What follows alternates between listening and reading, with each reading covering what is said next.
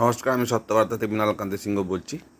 আজকে যে বিষয়ে আলোচনা করব সেটা হচ্ছে একটা একটা অভয়ার মা বিজেপিতে টিকিট নেওয়ার জন্য তিনি নিজে থেকেই ফোন করেছিলেন। তার পানিহাটি থেকে দাঁড়ানোর ইচ্ছা আছে, তাই তিনি বিজেপির কাছে অনুরোধ করেছেন।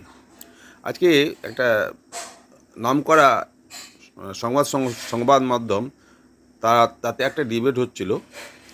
তো ডিবেটে একজন প্রফেসর ছিলেন, নামটা বললাম না, কিন্তু খুব বিজ্ঞ প্রফেসর, প্রায় ডিবেটে তাকে দেখা যায়।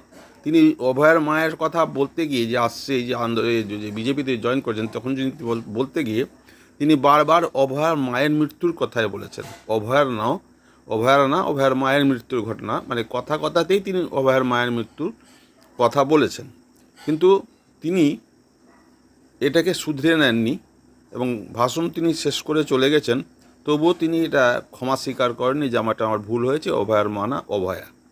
তো এই রকম ভুল একজন শিক্ষিত ব্যক্তি যদি করেন, আপনারা যারা এই সংস্থা এই সংবাদ মাধ্যমের ডিবেট শো, যেটা কি আপনার 8টা থেকে আরম্ভ হয় 9:30 পৌনে 10টা অবধি, যদি দেখে থাকেন তো শুনে হবেন নিশ্চয়ই যে তিনি একবার না দুবার শেষে যখন সমাপ্তি করছে তখনও তিনি অভয়ার মার মৃত্যুর কথাই বলেছেন। এর জন্য আমি খুব একান্তভাবে দুঃখিত।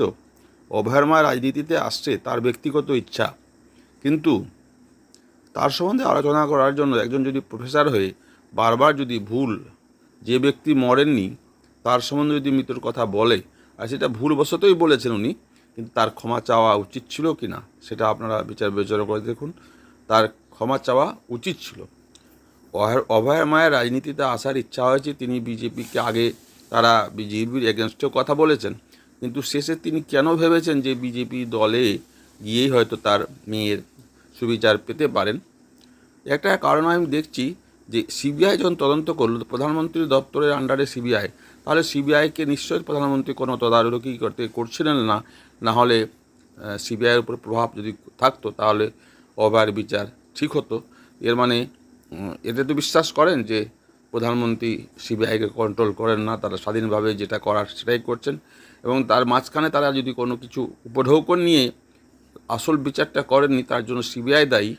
তো এবার যখন যদি বিজেপি ক্ষমতায় আসে, তাহলে রাজ্য সরকার সেই কেসটাকে আবার পুনরায় তদারকি দেখতে গেলে অভয়ার মায়ের বিচার হতেও পারে। নমস্কার, আপনারা সকলে ভালো থাকবেন, সুস্থ থাকবেন, সাবস্ক্রাইব অবশ্যই করবেন। নমস্কার।